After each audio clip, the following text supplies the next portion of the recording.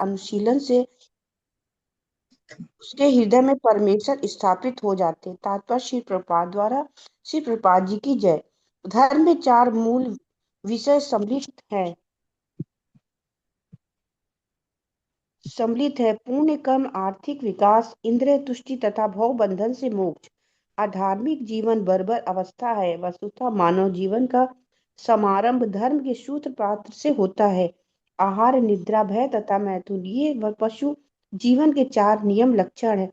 ये चारों पशुओं तथा मनुष्यों में समान रूप से लागू होते हैं, किंतु मनुष्यों में एक अतिरिक्त कार्य धर्म होता है। धर्म के बिना मनुष्य जीवन पशु जीवन से ज्यादा अच्छा नहीं है। अतः प्रत्येक मानव समाज में धर्म का कोई न कोई रूप पाया जाता है, जिसका उद्देश्य आत्म साक्षात्कार है, जो ईश्वर के साथ मनुष्य के शाश्वत संबंध को बताने वाला है। मानव सभ्यता की निम्नतर अवस्थाओं में भौतिक प्रकृति पर प्रभुत्व दिखाने के लिए सदैव होड़ लगी रहती है। दूसरे शब्दों में कह सकते हैं कि इंद्रियों को तुष्ट करने के लिए निरंतर स्पर्धा चलती रहती है। ऐसी प्रवृत्ति के वशीभूत होकर मनुष्य धर्म की ओर मुड़ता है। इस तरह वह कुछ भौतिक लाभ प्राप्त करने के लिए पुण्य कर्म या धार्मिक कार्य करता है, किंतु यदि ऐसे भौतिक लाभ अन्य साधनों से प्राप्त हो जाते हैं तो तथाकथित धर्म अपेक्षित हो जाता है। आधुनिक सभ्यता का यही हाल है। मनुष्य आर्थिक दृष्टि से संपन्न होता जा रहा है, अतः वर्तमान समय में वह धर्म में अधिक रुचि नहीं लेता। गिरजाघर, मस्जिदें या मंदिर एक तरह से अब निर्जन है। लोगों की रुचि अपने पूर्वजों द्वारा बनाए गए धार्मिक स्थलों में न होकर फैक्ट्रियों, दुकानें तथा सिनेमा घरों की ओर अधिक है। इससे यह सिद्ध होता है कि धर्म का आचरण किसी न किसी आर्थिक लाभ के लिए ही किया जाता है। आर्थिक लाभ की आवश्यकता इंद्रिय तृप्ति के लिए पड़ती है। प्रायः इंद्रिय तृप्ति की खोज से ऊब कर मनुष्य मोक्ष की ओर मुड़ता है और परमेश्वर से तदाकार होने का प्रयत्न करता है। फलस्वरूप ये सारी दशाएं केवल इंद्रिय तृप्ति के विभिन्न प्रकार बन जाती है। वेदों में उपर्युक्त चारों कर्मों की संस्तुति नियामक के रूप में की गई है, जिससे इंद्रिय तृप्ति के लिए अनावश्यक स्पर्धा उत्पन्न न हो, किंतु श्रीमद् भागवत इंद्रिय तृप्ति संबंधी ने सब कर्मों से परे है। ये नितांत दिव्य साहित्य है, जो उन्हीं शुद्ध भगवत भक्तों द्वारा समझा जा सकता है जो समझा जा सकता है जो साहित्य है, जो उन्हीं शुद्ध भगवत भक्तों द्वारा समझा जा सकता। सर्पदात्मक इंद्रिय तत्व से परे रहते हैं। इस भौतिक जगत में पशु तथा पशु, मनुष्य तथा मनुष्य, समाज तथा समाज, राष्ट्र तथा राष्ट्र के मध्य तीक्ष्ण स्पर्धा चल रही है, लेकिन भगवान के भक्त ऐसी स्पर्धा से बहुत ऊपर रहते हैं। वे भौतिकतावादी व्यक्ति से स्पर्धा नहीं करते, क्योंकि वे भगवत धाम वापस जाने के मार्ग पर होते हैं, जहाँ जीवन शाश्वत तथा आनंदमय होता है। ऐसे अध्यात्मवादी द्वेष रहित और शुद्ध हृदय वाले होते हैं।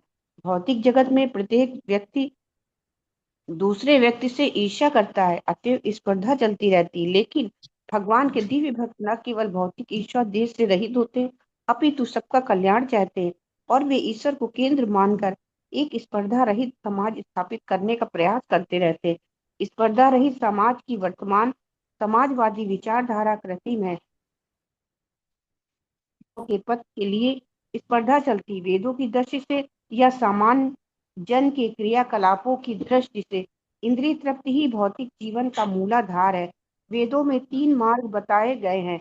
पहला है श्रेष्ठ लोकों की प्राप्ति के उद्देश्य से सकाम काम कर्म करना। दूसरा है देवलोक जाने के लिए विभिन्न देवताओं की पूजा करना, और तीसरा है परम सत्य तथा उनके निर्विकार पक्ष का साक्षात्कार करके उससे तदाकार होना।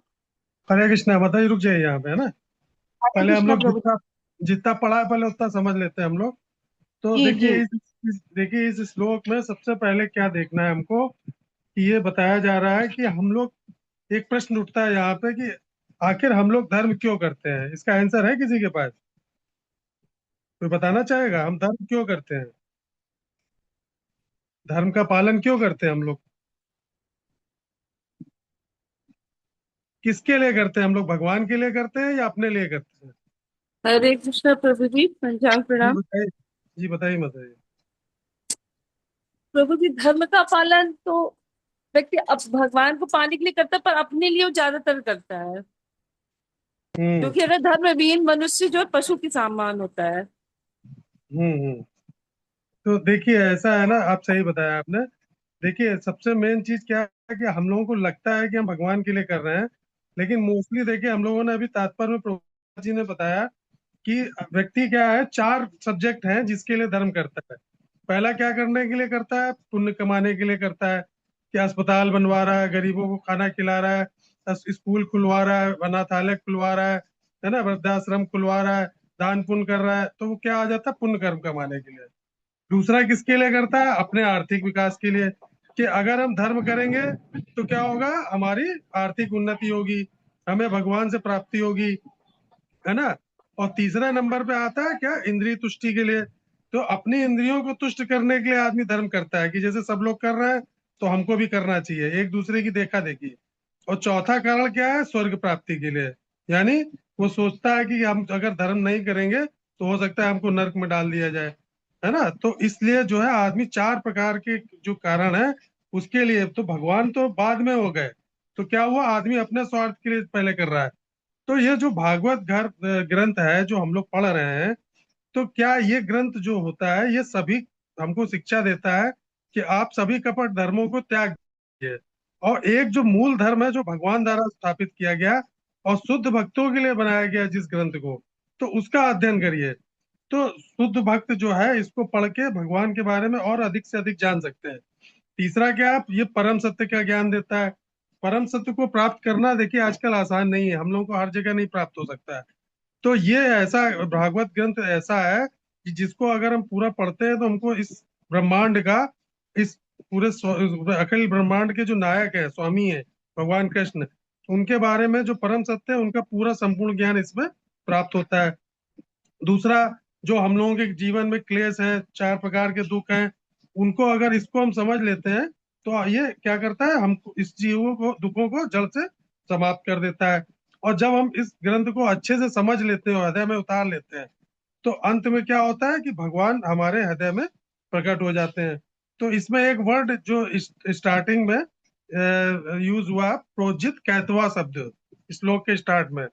तो प्रोजित कैतवा का मतलब होता है चीटिंग रिलीजन। मतलब कैतव माने होता है चीटिंग, धोखा, और रिलीजन मतलब धर्म। तो जो धर्म स्वार्थ के लिए किया जाए, है ना, तो उसको बोला जाता है क्या? कैतव धर्म। तो स्वार्थ के मनुष्य जो है किसी ना किसी प्रकार से, देखिए अगर धर्म नहीं करता है तो वो पशु जीवन से ज्यादा नहीं है। और हमारे मनुष्य शरीर का मेन मकसद ये है धर्म का, कि हमारा उद्देश्य क्या होता है? आत्म साक्षात्कार, जो हमारा ईश्वर के साथ यानी भगवान के साथ हमारा संबंध जोड़ता है। तो देखिए पहले क्या था कि सतयुग, द्वापर, द्वापर के अंत में और द्वापर के बाद तक कुछ समय तक तो धर्म था। फिर वो बताया ना कि जैसे राजा परीक्षित के समय जब धर्म की तीन टांगे तोड़ दी थी कल्कि ने, एक टांग पे खड़ा था धर्म, है ना। वो किस पे था? दया पे। दया भी टूट खत्म हो गई भी धीरे धीरे, दान भी खत्म हो गया। तो सब चीजें धीरे धीरे कलयुग में धीरे धीरे खत्म हो गई। तो अभी 500 वर्ष पूर्व जब चैतन्य महाप्रभु आए हैं अवतार लेके, तब उन्होंने धर्म को और भक्ति को फिर से जागृत किया। तो 500 वर्ष पूर्व तक लोग राधा कृष्ण तक को भूल गए थे। लोग ये भी नहीं जानते थे कि वृंदावन कहाँ पे है। वृंदावन का अस्तित्व खत्म हो चुका था। माधव को लोग जानते नहीं थे कौन है ना। धीरे धीरे मुसलमानों ने जो है धर्म परिवर्तन करा के, तो धर्म एक तरह से पूरी तरह से खत्म हो गया था। देखिए अभी भी अगर देखें आधुनिक सभ्यता में, तो देखिए गिरजाघर मस्जिद केवल संडे संडे दिखाई देते हैं, भीड़, है ना। मंदिर भी एक तरह से अब कोई नहीं जाता, बहुत कोई फेस्टिवल होता है तब जाते हैं, या तो लेडीज ज्यादा जाती, जेंट्स और बच्चे कम जाते हैं। तो इस तरह अब आजकल लोग रेव, सिनेमा घर, OTT, internet, social media, mobile, इससे इतने ज्यादा जुड़ गए हैं कि उनके पास मंदिर जाने के लिए समय नहीं है। दूसरा, जब आदमी को कोई स्वार्थ होता है, यानी बच्चों को जब क्या होगा, एग्जाम आ जाएंगे, तो जाएंगे मंदिर, काहे के लिए जा रहे हैं? कि हे भगवान मुझे एग्जाम अच्छे से करा देना और मुझे पास करा देना। कोई ऑफर लेके जाएंगे, चिट्ठी लिख के दे आएंगे। कोई जाएगा काहे के लिए? भगवान मुझे नौकरी मिल जाए, है ना। नौकरी के लिए मैं प्रयास कर रहा हूँ, मुझे नौकरी नहीं मिल रही, आप कृपा कर दो हनुमान जी या भगवान, आप कृपा कर दो। तो मंदिर में जाएंगे, धर्म के लिए नहीं जाएंगे, स्वार्थ के लिए जाएंगे कि किसी तरह मुझे नौकरी लग जाए। फिर कोई बीमार है, बहुत सालों से दवाइयां चल रही हैं, नहीं ठीक हो रहा है तो वो किस लिए जाता है कि हे भगवान मेरी बीमारी ठीक कर दो, है ना। कोई बिजनेस नहीं सफल हो रहा है, किसी का बिजनेस फेल हो रहा है, एक के बाद एक बिजनेस कर रहा है, तो भगवान के पास जाएगा, हे भगवान और मुझे इतना प्रॉफिट करा दो तो मैं इतने परसेंट तुमको चढ़ावा चढ़ाऊंगा, है 500 रुपए का प्रसाद चला दूंगा। तो लोग भगवान को ऑफर देने जाते हैं मंदिर, किस लिए? नौकरी मिल जाए, बीमारी ठीक हो जाए, सक्सेस मिल जाए। तो क्या हम लोग क्या कर रहे हैं भगवान के साथ? क्या कर रहे हैं? चीट कर रहे हैं। तो हम भगवान को क्या बना रहे हैं? साधन। भगवान को पाने का लक्ष्य नहीं बना रहे हैं कि अगर हम लक्ष्य बना लें कि नहीं हमें भगवान आप चाहिए खाली, ये सब चीजें हमारे लिए तुच्छ हैं, और फिर आपको जो मेरे लिए अच्छा लगे फिर वो आप करो। तो हम लोग क्या है, सिर्फ अपनी इंद्रिय तृप्ति के लिए, सिर्फ आर्थिक लाभ के लिए, है किसी तरह भी भगवान या कोई मोक्ष पाने के लिए। तो सब तरह से जो कैतव धर्म बोला गया है ना यहाँ पे, तो चीटिंग रिलीजन, हम लोग भगवान के साथ धोखा कर रहे हैं। तो भगवान को हम लोगों ने क्या समझ रखा है? भगवान क्या हमारे लिए ऑर्डर सप्लायर है? नहीं, God is not an order supplier, he is the supreme enjoyer. हमको अपने जीवन में ये ध्यान रखना है कि God is not an order supplier, he is the supreme enjoyer. इसको हमको लेके जीवन में चलना है। तो क्या हम भगवान को यूज कर रहे हैं? तो वो यूज अगर कर रहे हैं भगवान को अपने स्वार्थ के लिए, तो वो धर्म नहीं कहलाता है, वो भक्ति नहीं कहलाती है। हम क्या कर रहे हैं? भगवान के साथ बिजनेस, है ना। उनसे बिजनेस क्यों डर के मारे कर रहे हैं कि अगर हम भक्ति नहीं करेंगे तो क्या होगा, है अगर हमको पाप का भागी बनेंगे, हम इससे पाप हो जाते हैं हमसे, तो हम भक्ति करेंगे तो हमारे पाप धीरे धीरे कम होंगे। तो हर चीज में हम जो है स्वार्थ लेके चलते हैं। अब आगे वाला कौन पढ़ेगा? किंतु परम सत्य से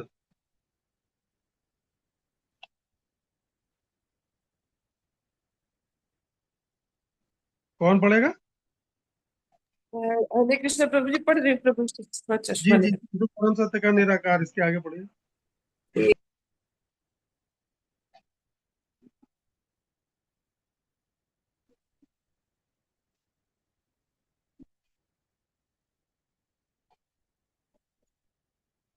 संजीव प्रभु पेज पलट दीजिए आप।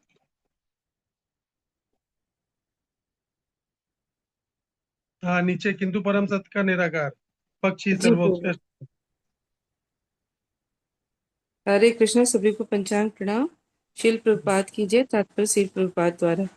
किंतु परम सत्य का निराकार पक्ष ही सर्वोत्कृष्ट नहीं है, इससे भी बढ़कर परमात्मा स्वरूप है, और इसके भी ऊपर है परम सत्य या भगवान का साकार साकार रूप। श्रीमद् भागवत परम सत्य के साकार स्वरूप के विषय में जानकारी प्रदान करता है। यह समस्त निर्विशेषवादी साहित्य तथा वेदों के ज्ञान कांड विभाग से श्रेष्ठ है, या कर्म कांड विभाग श्रीमद् तथा भागवतम। उपासना कांड विभाग से भी उच्चतर है, क्योंकि यह पूर्ण हाँ। पुरुषोत्तम भगवान श्री कृष्ण की पूजा का निर्देश करता है। कर्म कांड में और अधिक इंद्रिय तृप्ति के लिए स्वर्ग जाने की स्पर्धा चलती है। इसी प्रकार ज्ञान कांड तथा उपासना कांड में भी स्पर्धा चलती है।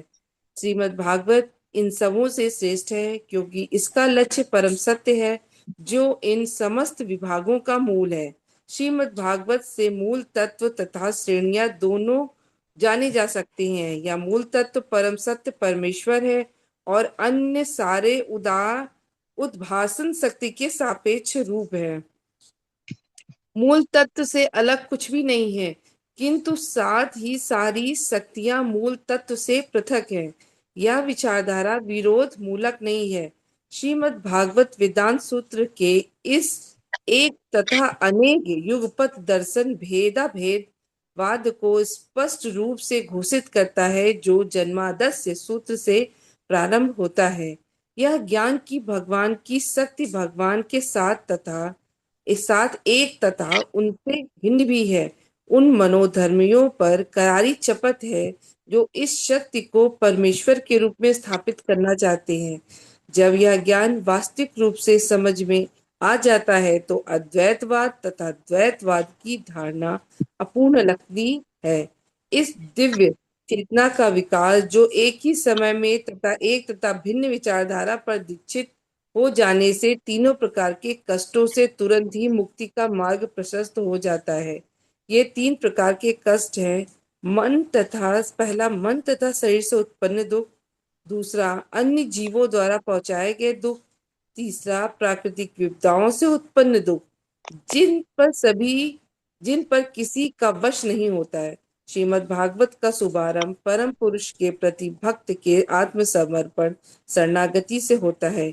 भक्त भली भांति जान रहा होता है कि वह भगवान से एक होते हुए भी उसकी स्थिति उसके नित्य दास के रूप में है। भौतिक विचारधारा के अनुसार मनुष्य झूठे ही अपने आप आसपास की सब चीजों का स्वामी मानता है, इसलिए वह जीवन में तीन प्रकार के संतापों से पीड़ित रहता है। किंतु प्रभु जी किंतु ज्यों ही उसे नित्य दास रूप में अपनी इस वास्तविक स्थिति का पता चल जाता है तो वह तुरंत इन सभी कष्टों से मुक्त हो जाता है। जीव जब तक भौतिक प्रकृति पर प्रभुत्व जमाने का प्रयास करता है तब तक वह परमेश्वर का दास नहीं बन सकता। भगवान की सेवा मनुष्य के आध्यात्मिक स्वरूप की विशुद्ध चेतना द्वारा की जाती है। इस सेवा से वह समस्त भौतिक अवरोधों से तुरंत मुक्त हो जाता है।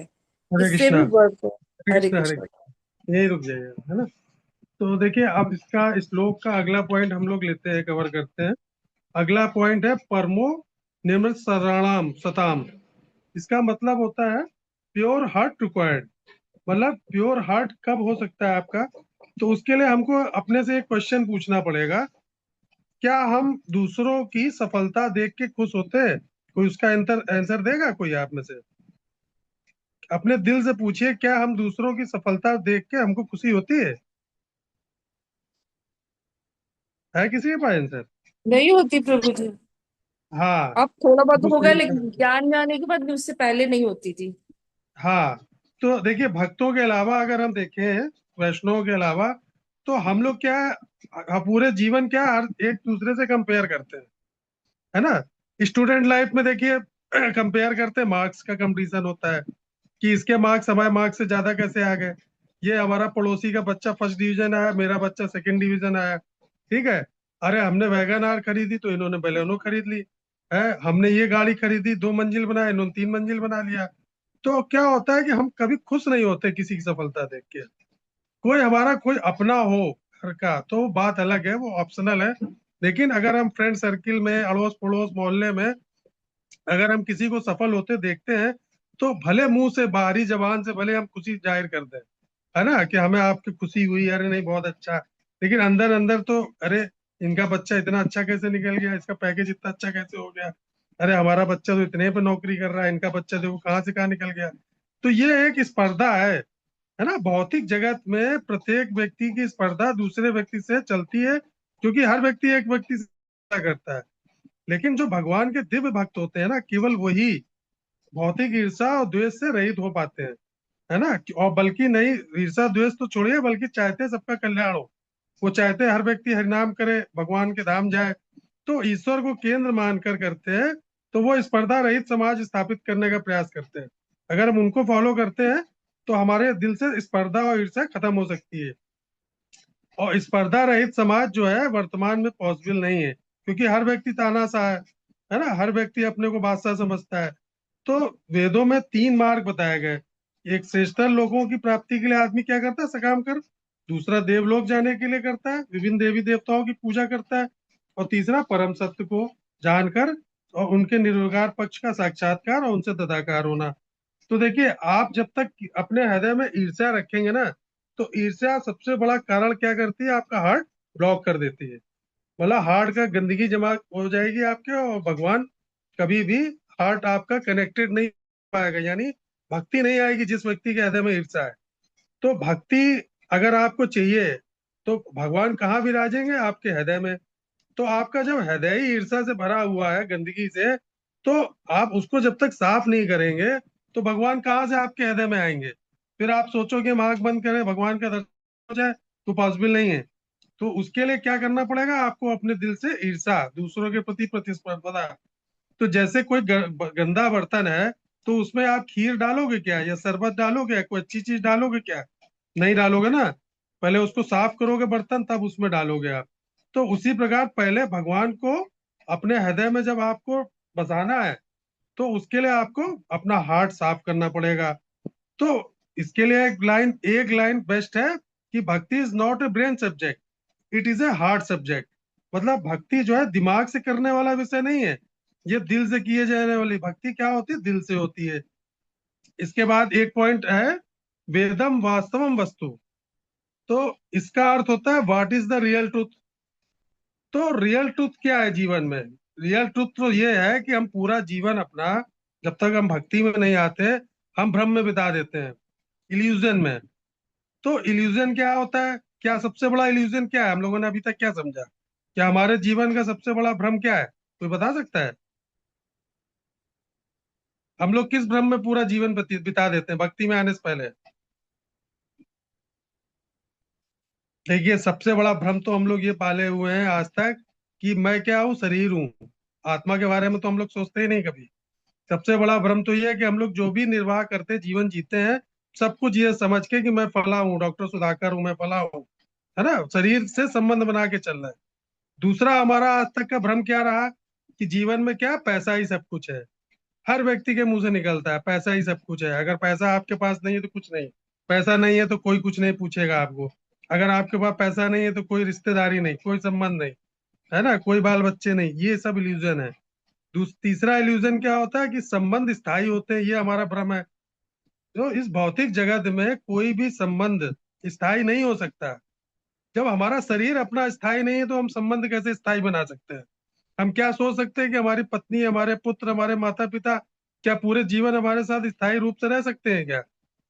जब हमारा शरीर बदल रहा है, ये पूरा ब्रह्मांड बदल रहा है, ये पूरी 10 साल पहले की आप देखिए, आप जहाँ रहते हो, और 10 साल बाद का अपना मोहल्ला देख लो, आप शहर देख लो, आप क्या कुछ स्थायी है क्या?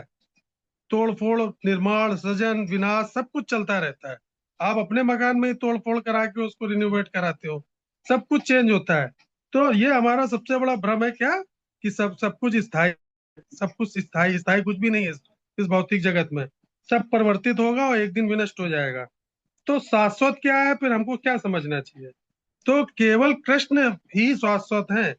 भगवान कहीं नहीं जाते, है ना। द्वापर में, सतयुग में, त्रेता में, सब युगों में, अनंत काल से भगवान वहीं के वहीं है। हम लोग भले बदलते रहे शरीर, आत्मा हमारी भगवान का अंश है, लेकिन हम लोग बदलते रहते हैं। क्या हम लोग जीवन किस तरह से जी रहे हैं अपना? किस तरह से? सपने की तरह, ड्रीम जैसे। सपना हम लोग जब देखते हैं तो नींद में रियल लगता है ना। लेकिन जैसे ही नींद कोई जगा दे तो क्या होता है, सब खत्म। अरे अभी तो हम हवाई जहाज में घूम रहे थे, अभी तो हम कश्मीर में थे, ये क्या हो गया, हम तो कानपुर में कहाँ से आ गए? तो उसी तरह से क्या है, ये संसार क्या है, ये जगत का जो निर्माण भगवान ने किया, ये टेम्परेरी है, अस्थाई। तो अस्थाई को अगर हम स्थायी बना के उसमें परमानेंट रहने की सोचे तो हमारा जीवन क्या है, व्यर्थ हो जाएगा। तो हम लोग किसी भी चीज को परमानेंट लेके नहीं चल सकते। तो हमको ये सोच के चलना है कि ये शरीर भी अस्थाई है, ये परिवार भी अस्थाई है, और ये जगत भी अस्थाई है, मतलब सब कुछ टेम्परेरी है। तो मेन लाइन क्या है यहाँ समझनी है हमको, temporary things can not give permanent happiness. मतलब जो चीज अस्थाई है वो आपको परमानेंट सुख कैसे दे सकती है, परमानेंट, है ना। तो परमानेंट सुख कहाँ मिलेगा आपको? तो उसके लिए हमने एक लाइन पकड़ी, कृष्ण ही शाश्वत है ना। सच्चिदानंद रूपाय विश्व तत्व हेतु है। तो सच्चिदानंद रूप जिनका है वही हमको सुख दे सकते हैं। फिर इसके बाद जो लाइन आती है, तापत्र यो उन्मूलन, इसका अर्थ होता है एंड ऑफ सफरिंग, है ना। तो एंड ऑफ सफरिंग में 3 टाइप्स ऑफ मिजरीज आती है बॉडी में। क्या मिजरीज है हमारे जीवन में? बॉडी एंड माइंड, दूसरा अदर पीपुल जो है, और तीसरा है नेचर। और इसका सोल्यूशन क्या है? पैसा, दवा और एंटरटेनमेंट। ये सब हमको टेम्परेरी रिलीफ देते हैं, मतलब ये भी हमारे लिए स्थायी नहीं है। बॉडी और माइंड का कनेक्शन, जो दूसरे लोगों के साथ हम संबंध बनाते हैं, और हमारा व्यवहार होता है दूसरे के प्रति, ये सब कुछ निर्भर पैसा पे नहीं होता है। या शरीर की बीमारी दवा से ठीक हो जाए, ये कोई जरूरी नहीं है। क्योंकि जो 3 प्रकार के क्लेश हैं, है ना, आध्यात्मिक, आदि दैविक और आदि भौतिक, ये कोई दुनिया की ताकत इससे हमको कष्ट से मुक्ति नहीं प्रदान कर सकती, है ना। जब तक हम भगवान से अपना संबंध स्थापित नहीं कर लेते, तो ये 3 प्रकार के दुख हमारा पूरे जीवन पीछा नहीं छोड़ेंगे। और जन्म, मृत्यु, जरा, व्याधि, वो तो जन्म से ही हमारे साथ हो जाती है। तो रूट क्या है इसका, इन सब कष्टों का? इसका उन्मूलन क्या है, रूट रिमूवल क्या है इसका? तो रूट क्या है इसका, मेन हमको ये समझना है कि इन सब कष्टों की जड़ क्या है। वो क्या है? भगवान से डिस्कनेक्ट, डिस्कनेक्शन, है ना। तो डिस्कनेक्ट हो चुके हैं क्योंकि हम भगवान से, जब हम गर्भावस्था में थे तो हम भगवान को प्रार्थना करते थे कि हमको इस नरक से बाहर निकालो। जब बाहर निकालोगे तो हम आपको कभी भूलेंगे नहीं, हम आपके जीवन पूरे दास की तरह आपके साथ में संबंध बना के रहेंगे। अब फिर बाहर निकलने के बाद जब माया के प्रभाव में आते हैं तो हम क्या हो जाते हैं, स्वामी हो जाते हैं हर चीज के। माता पिता का प्यार, लाड़ दुलार, है ना, परिवार का प्यार, ये सब माया के रूप में आता है। और फिर हमको क्या करता है, धीरे धीरे भगवान से दूर कर देता है। तो अब हमको क्या करना है, भगवान से कनेक्शन बनाना है। तो कनेक्शन कौन बना सकता है भगवान से, किस प्रकार बना सकते हैं भगवान से? भगवान से कनेक्शन आपका तभी हो सकता है जब आप भक्ति करना शुरू करोगे, है ना। जीव क्या करता है, भौतिक भौतिक प्रगति पे प्रभुत्व जमाने का प्रयास कर रहा है। वो अपने आप को दास नहीं बनाने की कोशिश कर रहा है, वो अपने आप को स्वामी बना के रखता है। तो जब तक वो स्वामी बना के रखता है तो फिर क्या होता है, भगवान से डिस्कनेक्ट हो जाता है। और जब कनेक्शन चालू करना है आपको तो किससे होगा, भक्ति। क्योंकि डिस्कनेक्शन का मतलब क्या है, पूरी जीवन सफरिंग, हर चीज से सफरिंग। हम लोग डिस्कनेक्ट होने के बाद से क्या हर चीज को सफर कर रहे हैं, हर चीज को अपना शरीर समझ के समझ रहे हैं। तो जैसे आप पेड़ की जड़ में पानी डालो तो सब पत्तों में अपने आप पहुंच जाता है ना। सब अलग अलग पत्तों में डालने की जरूरत नहीं होती है कि अलग अलग देवी देवताओं, अलग अलग मार्ग पकड़ के, है ना, सारे देवताओं को पूजो। तो परमेश्वर की पूजा जब आप करने लगोगे तो आपको विभिन्न देवी देवताओं को पूजने की आवश्यकता नहीं होती, क्योंकि वो ब्रह्मांड के मालिक हैं। अब प्राइम मिनिस्टर को पकड़ लिया तो फिर आपके बाकी हेल्थ मिनिस्टर और वित्त मंत्री को सबको पकड़ने की क्या जरूरत है, कि फाइनेंस की जरूरत है उनके पास जाओ, लक्ष्मी जी के पास जाओ, किसी चीज की जरूरत है तो उनके पास जाओ। तो जब आप प्राइम मिनिस्टर को पकड़े हो, राजा को पकड़े हो, तो बाकी देवी देवताओं के पास जाने की जरूरत नहीं है। तो क्या है, भगवान से जुड़ो, तो जुड़ जाओगे, सब ठीक हो जाएगा, है ना। तो यही चीज हमको पॉइंट लेके चलना है।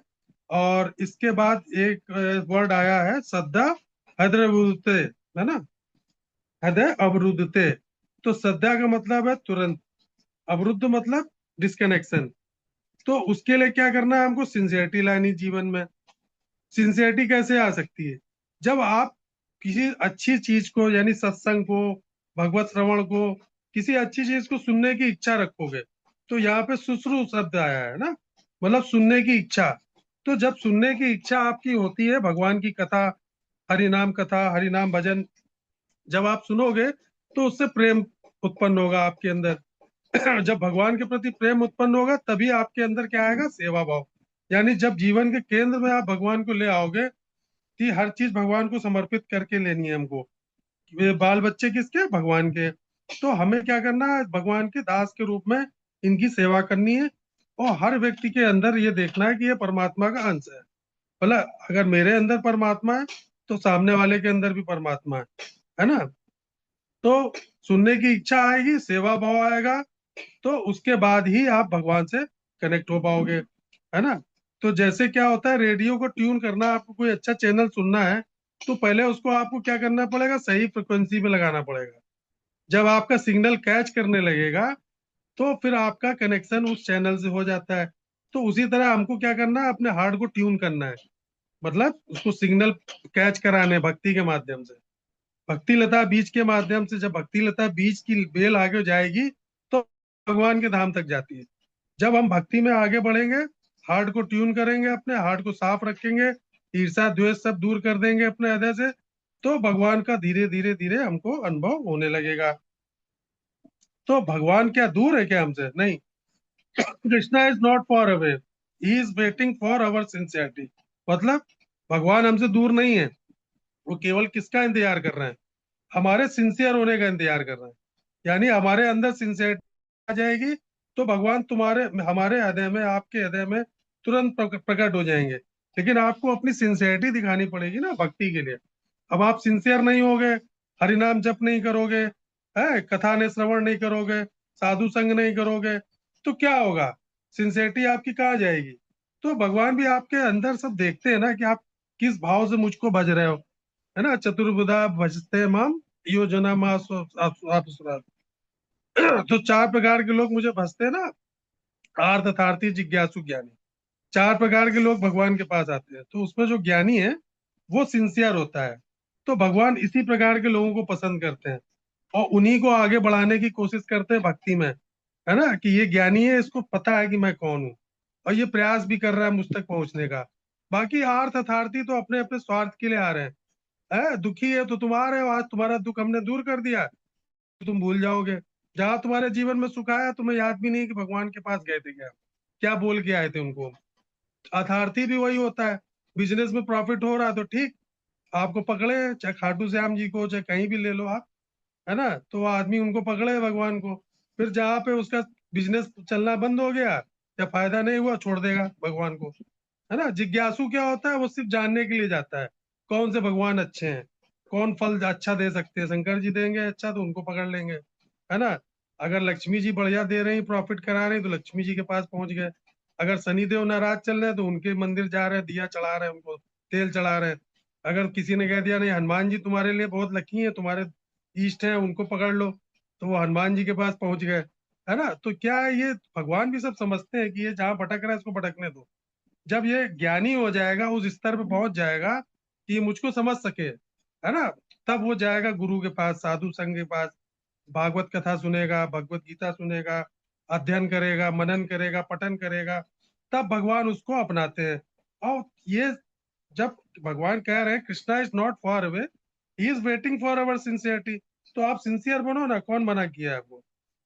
उसके लिए चीटिंग रिलीजन छोड़ो, प्योर भक्ति अपनाओ, अपना दिल साफ करो, रियल सत्य को समझो कि वास्तविक सत्य क्या है जीवन का, इस ब्रह्मांड का, है ना। ये सब आपके जीवन की सफरिंग खत्म करेंगी। सफरिंग खत्म करेंगे तभी आप भगवान को अनुभव कर पाओगे। तो आगे पढ़िए माता जी, हरे कृष्णा। हरे कृष्णा प्रभु जी। हाँ पढ़िए आगे। कम भाग्यशाली व्यक्ति इस श्रीमद् भागवत को सुनने में बिल्कुल रुचि नहीं दिखाते। इसकी विधि सरल है किंतु इसे व्यवहार में लाना कठिन है। भाग्यहीन व्यक्तियों को व्यर्थ सामाजिक तथा राजनीतिक बातें सुनने के लिए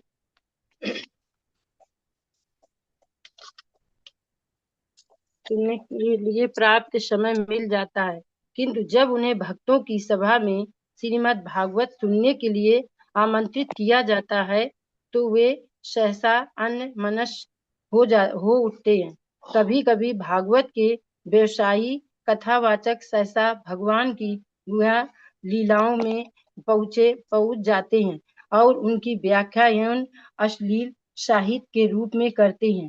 श्रीमद् भागवत तो प्रारंभ से सुनने के लिए निर्मित है। जो लोग इस ग्रंथ को आत्मसात कर सकते हैं उनका उल्लेख इसी श्लोक में है। कोई व्यक्ति अनेक पूर्ण कर्मों के बाद श्रीमद् भागवत सुनने के योग्य बन पाता है। महामुनि व्यासदेव बुद्धिमान एवं विचारवान व्यक्तियों को आश्वासन देते हैं कि श्रीमद् भागवत का श्रवण करने से उन्हें भगवान का प्रत्यक्ष साक्षात्कार हो सकता है। वेदों में वर्णित साक्षात्कार की विभिन्न अवस्थाओं को पार किए बिना ही इस संदेश को ग्रहण करने के लिए सहमत होने मात्र से मानव परमहंस पद को तुरंत प्राप्त कर सकता है। हरे कृष्ण। हरे कृष्णा। तो देखिए, अब देखिए इसमें कितना अच्छा प्रभुपाद जी ने बताया कि कहते हैं ना कि भगवान उन्हीं लोगों को प्रेफरेंस देते हैं जो सिंसियर होता है ना। तो अब इस तरह के जो कम भागशाली व्यक्ति होते हैं उनकी संख्या बहुत ज्यादा है इस समय कलयुग में। क्या होता है कि उनके पास पॉलिटिक्स की बातें करा लो, ईरान इराक का अमेरिका का युद्ध चल रहा है, इसराइल का, उसकी बातें करा लो उनसे, है ना, उस बड़े इंटरेस्ट से करेंगे। लेकिन जब उनसे आप कहो कि आज भागवत की क्लास है जरा अटेंड कर लेना, चलो वहां फला जगह भागवत चल रही, बहुत अच्छा सुनाते हैं वो कथा, अरे मेरे पास समय कहाँ है, ये सब तो बुढ़ापे के काम है, ये सब फालतू के लोगों के पास जिनके पास टाइम है, अरे हमारा तो इतना समय नहीं कि हमारे पास खाना खाने की फुर्सत नहीं है ना, उसके लिए बिल्कुल भी समय नहीं है। तो अचानक जो है वो आपको बहाने बनाने लगेंगे। अरे अपने कानपुर में ऐसे बहुत से लोग हैं जो आपको बताएं जिन्होंने जीवन में कभी भागवत कथा सुनी ही नहीं होगी, और उनसे अगर कभी आप चर्चा भगवान की करो ना तो कहेंगे अरे हमसे ज्यादा थोड़ी ना आप जानते हो, मेरा सब पढ़ा हुआ है। वो आपको फर्जी टाइप का ज्ञान देने लगेंगे। तो हम लोगों को इसीलिए जब 10 नियम बताए जाते हैं ना नाम अपराध, तो उसमें जो इस तरह के व्यक्ति है ना, भी उनके साथ में हरिनाम चर्चा नहीं करनी चाहिए। वो 10 नाम अपराध में आता है। मतलब अगर आपको लग रहा है कि ये भक्त नहीं है, भक्त है, ये दूसरे टाइप की भक्ति करता है ये, तो उससे कभी भी दूर रहिए। है ना। हर व्यक्ति के पास ओटीटी चैनल देखने के लिए, सीरियल देखने के लिए 1-1 बजे तक नेट पे बैठे रहेंगे, दुनिया के चैनल देखेंगे, मूवी देखेंगे, सब देखेंगे, लेकिन कभी 5 मिनट बैठ के गीता नहीं पढ़ेंगे, 5 मिनट बैठ के कभी गीता का सत्संग नहीं करेंगे, भागवत का सत्संग नहीं करेंगे, है ना। लेकिन ये जो आप लोग जो अटेंड कर रहे हैं ना, इसके पीछे भी भगवान का बहुत बड़ी कृपा है आप लोगों के ऊपर, है ना। क्योंकि भगवान की कृपा के बिना अंदर इंटरेस्ट आते ही नहीं है। कहते हैं ना कि हरि नाम, आदमी किसी से कहो कि हरि नाम करो, भगवान का नाम लो, भगवान का नाम लो, तो राम कहो, राम कहो, राम कहो, राम कहो, वो कहे अगर एक बार भी बोल देता है ना, अरे क्या राम राम राम तुमने लगा रखा है, इतना भी अगर उसके मुंह से निकल जाए तो भी उसके जीवन पे बहुत प्रभाव पड़ सकता है। लेकिन लोग मुंह से निकालना ही नहीं चाहते हैं। हम लोग जगह जगह देखिए संकीर्तन करने जाते हैं जगह जगह, तो क्या होता है, लोगों से कहो प्रभु हाथ उठाओ, हरे कृष्ण महामंत्र बोलो, हरे कृष्णा हरे कृष्णा, बहुत से लोगों के हाथ ही नहीं उठते हैं। मंदिर में आप लोगों की एक्टिविटीज देखो, मैं देखता हूँ, वॉच करता हूँ, बड़े बड़े बिजनेसमैन आते हैं, कभी भगवान के सामने झुकना नहीं चाहते हैं। आएंगे, हाथ जोड़ेंगे, ऐसे जरा सी मुंडी घुमाएंगे और बस ऐसे शान से सीना तान के चल देते हैं आगे, जैसे पता नहीं क्या भगवान को शकल दिखाने आए अपनी। बहुत से लोग हैं ऐसे, जो लगता है कि ये भगवान के दर्शन करने नहीं आए, ये भगवान को शकल दिखाने आए, देखो देख लो मेरी शकल, मैं भी आया हूँ मंदिर, है ना, याद रखना कि आए थे एक बार हम तुम्हारे यहाँ। और देखो 100 रुपए का डिब्बा भी लेके आए थे प्रसाद का, है ना, देखो 2 दर्जन केले भी लेके आए थे, बोलना नहीं, खाली हाथ नहीं आए थे देखो हम। तो ये क्या करते हैं, एहसान करते हैं भगवान पे। भगवान भी अंदर अंदर हंसते होंगे, सोचते होंगे वाह अपनी दौलत का घमंड दिखाने आया यहाँ पे। तो फिर वो ऐसा तुम्हारा माइंड कर देंगे, तुम दोबारा जाओगे ही नहीं, है ना। वो नहीं चाहते कि तुम आओ यहाँ टाइम बर्बाद करो, जाओ तुम अपना पैसा कमा रहे हो उसी में कमाओ जाके। तो क्या है, इस तरह के लोगों की संख्या बहुत ज्यादा है। तो हम लोगों को क्या करना है, वैष्णव होने के नाते हमको ऐसे लोगों पे करुणा करनी है कि ये इनका जीवन तो व्यर्थ हो गया, शायद एक बार ये हरे कृष्ण महामंत्र बोल दे, मुंह से भगवान नाम ले ले, तो क्या होगा, इनका जीवन शायद सुधर जाए, है ना। तो अब हम लोग प्रभुपाद जी का तात्पर्य समझते हैं कि प्रभुपाद जी इस पूरे श्लोक पे क्या कहते हैं। तो प्रभुपाद जी जो बता रहे हैं उसके मेन मेन पॉइंट हम लोग इस श्लोक के कवर करते हैं। प्रभुपाद जी बता रहे हैं, कहते हैं धर्म क्या होता है। कहते हैं धर्म वो होता है जिसमें मनुष्य भौतिक सुख चाहता है, धन चाहता है, यश चाहता है स्वर्ग की कामना के लिए चाहता है भक्ति करना, यहाँ तक कि मोक्ष और मुक्ति के लिए भक्ति करना चाहता है। ये सब क्या है, स्वार्थपूर्ण इच्छाएं, इसलिए इन्हें धोखेबाज धर्म कहा गया है। तो श्रीमद् भागवत इन सबको पूरी तरह से अस्वीकार करता है। तो शुद्ध भक्ति क्या है, वास्तविक धर्म, असली धर्म वह है जिसमें कोई भी स्वार्थ नहीं होता, केवल भगवान की भक्तिमय सेवा होती है ना। तो ये जो भक्ति की जाती है अहेतुकी की जाती है। अहेतुकी यानी बिना कारण के, अप्रतिहता यानी बिना रुकावट के, ये भक्ति है। और यही जीव का सनातन धर्म है। तो प्रभुपाद जी बता रहे हैं वास्तव वस्तु क्या है। प्रभुपाद जी बता रहे हैं वास्तव वस्तु का अर्थ होता है परम सत्य। और परम सत्य हमको जो जानना है जीवन में क्या, कि हमारे जीवन का परम सत्य है कृष्ण को जानना। क्यों, वो ही सारे संसार के, इस ब्रह्मांड के अखिल मूल के कारण है ना। ईश्वरा परमा कृष्ण सच्चिदानंद विग्रह अनादिनादि गोविंद सर्व कारण कारणम, सर्व कारण कारणम, सभी कारणों के भी कारण है। तो उन्हीं को जानना हमारे जीवन का लक्ष्य है।